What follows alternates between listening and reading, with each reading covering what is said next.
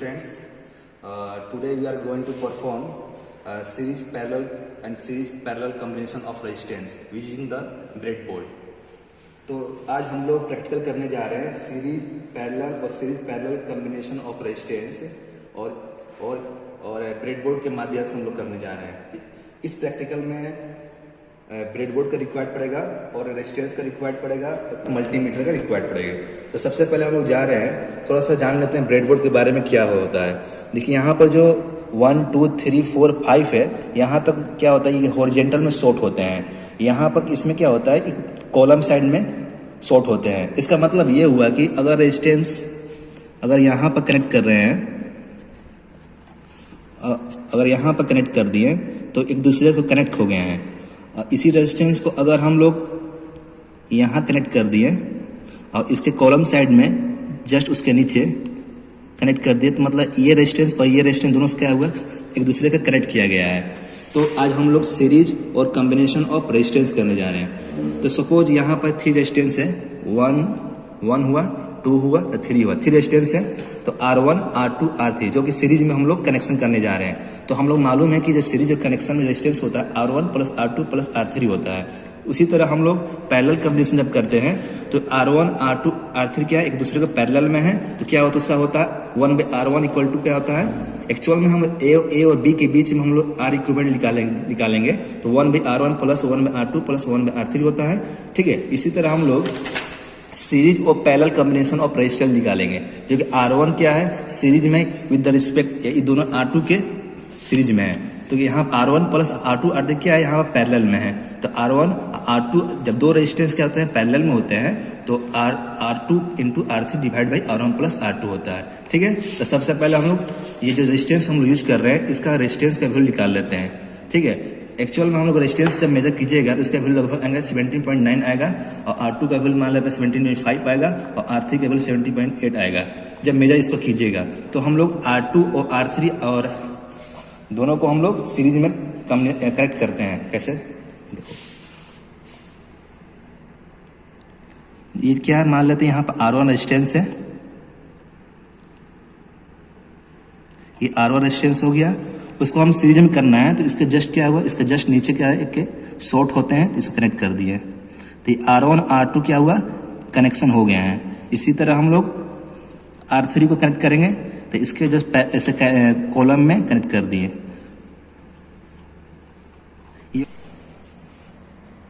तो यहाँ पर रेजिस्टेंस R1 है, R2 है, R3 है, जो कि एक दूसरे से क्या है, सीरीज में है।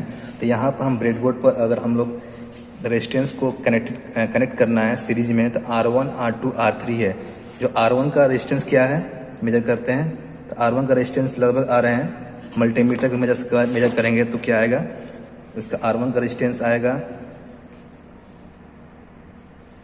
तो 70.3 आ रहा है, और R2 का रेजिस्टेंस कितने आ रहे हैं, 17.6 आ रहे हैं, और R3 का रेजिस्टेंस कितने आ रहे हैं, 17.7 आ रहे हैं। ठीक है, तो R1 R2 R3 ले लिए, जो कि एक दूसरे 17.9 है, 17.5 है, 7.8 है, लगभग बराबर, इतने बराबर है। तो इसको हम जब हम एक दूसरे को हम सीरीज में कनेक्शन करते हैं तो उसका R इक्विवेलेंट का वैल्यू क्या आएगा। तो इसको R इक्विवेलेंट कैसे मेजर करेंगे, यहाँ पर ये A है, ये B है, तो A और B के बीच में क्या आ रहा है, A और B के बीच में R इक्विवेलेंट कितने आएंगे, A और B के बीच में R इक्विवेलेंट के वैल्यू आएंगे जो 52.7। ठीक है, तो इसका R इक्विवेलेंट क्या होगा, 52.7 आएगा, जो कि 52.7 आएंगे, जो कि 52.7 आएंगे। ठीक है, इसको सबको ऐड कीजिएगा, 17 + 17 + 17 मतलब क्या होगा, 51 लगभग होगा, तो 52.1 आ गए।